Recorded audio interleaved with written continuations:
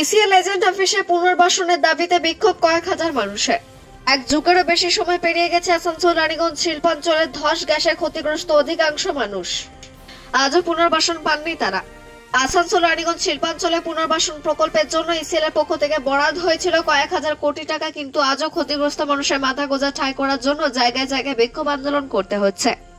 এদিন জামুরিয়ার ইসিএল কেন্দ্রীয় এজেন্ট দপ্তরের সামনে কয়েক হাজার এসসি এসটি ওবিসি সম্প্রদায়ের মানুষ ঘেরাও ও বিক্ষোভ চালাচ্ছেন পুনর্বাসনের দাবিতে। পাণ্ডবেশ্বর থেকে জিৎ মিশ্রা রিপোর্ট, নিউজে।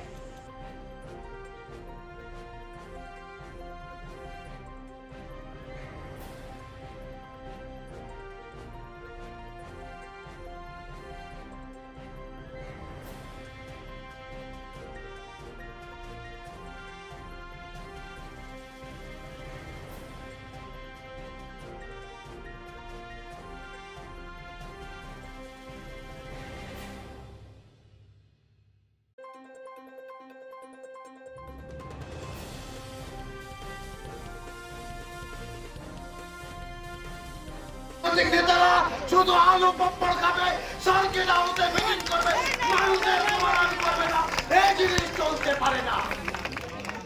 আমরা নোটিশ দেওয়ার পর আমরা দেখতে পেলাম এই কয়লা খনি, রানীগঞ্জ কয়লা খনি অঞ্চলকে নিয়ে যারা সার্কিট হাউসে শুধু মিটিং করছেন, আপনারা জানেন এটা শুধু কেদা নয়, কেদা সহ কয়লা খনি অঞ্চলের, রানীগঞ্জ কয়লা খনি অঞ্চলের শুধু কেদার মানুষ নয়, 2 লক্ষ মানুষ মৃত্যুর মুখে দাঁড়িয়ে আছে।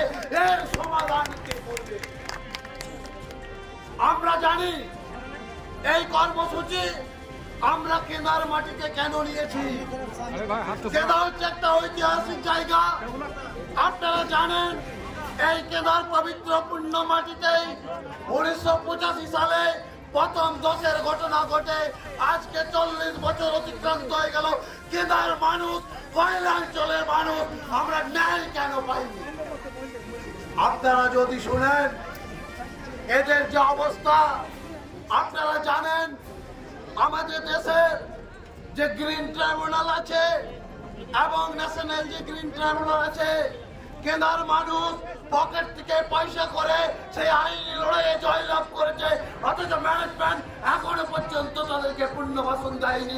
সেই গ্রিন ট্রাইব্যুনাল আইনকে কারা পদদলিত করছে?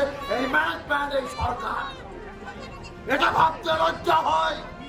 আমরা এমন একটি সভ্য সমাজে, সভ্য দেশে বাস করছি যেখানে আমাদের দেশের সর্বোচ্চ ন্যায়ালয়